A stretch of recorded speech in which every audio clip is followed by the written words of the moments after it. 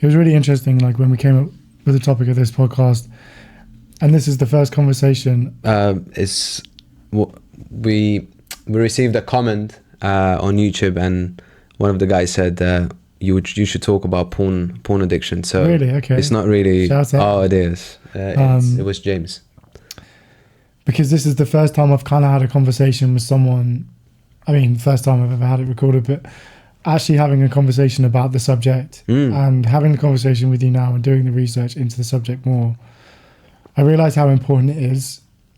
And I encourage maybe other guys to actually get together and actually have a conversation around sex and just how important it is to discuss your feelings about it, or even with your partner. Yeah. You know, even more importantly, you know, the first thing I always, with my previous relationship, it was establishing what you like and what you don't like. What are your boundaries? What are your parameters? Because I think if you're watching something and then going in with the expectation that that's what everyone wants, it's a really unhealthy way to look at it. Yeah. And I think that if it's intimacy that you're sharing with someone, it's an intimacy shared, and it should be safe for the both of you. You know, there's also understanding for you, the man, as well, what you don't like and what turns you on and what turns them on, but doing it in a way that's completely not going in with the sense of, this is what I've seen online and this is what I want to try because I'm now desensitized and I want to do crazy shit with this. It doesn't really work like that.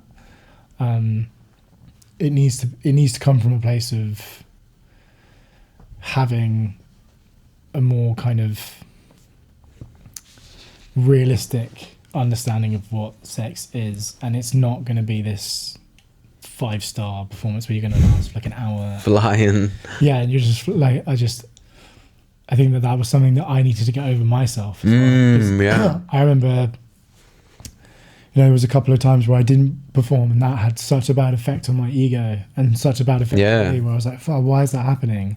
And actually it's okay. Yeah, it is okay. To be like, hey, I need a minute. And, you know, or if you, you know, ejaculate early or you can't get it up, you know, those are all things that you will experience, and that's okay. It doesn't need to be this like, because also like, I feel if you're doing that with someone and that's what the expectation of you is to perform like that, then that's unrealistic as well. You know, you need to be going in there with the confidence of, you know, it might not go that way and that's fine. I might not be able to get it. It's all about, well, you don't really think about that stuff when you having sex, you know? Like, no, yeah.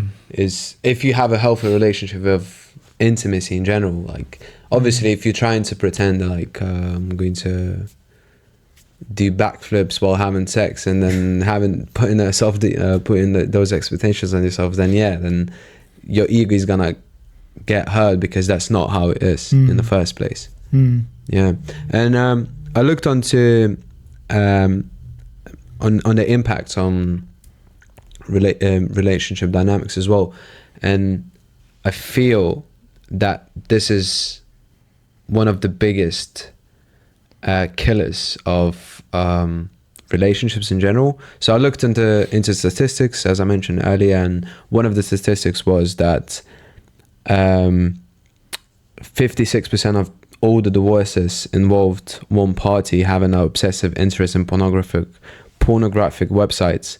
So that's more than half of the divorces just because of porn. And when you think about it, wait, more than half of divorces? Yeah, 56%. And because someone's got an unrealistic... Yeah, because someone has obsessive interest in pornographic and that's websites. Obviously not crossing in their sexual experience. Exactly.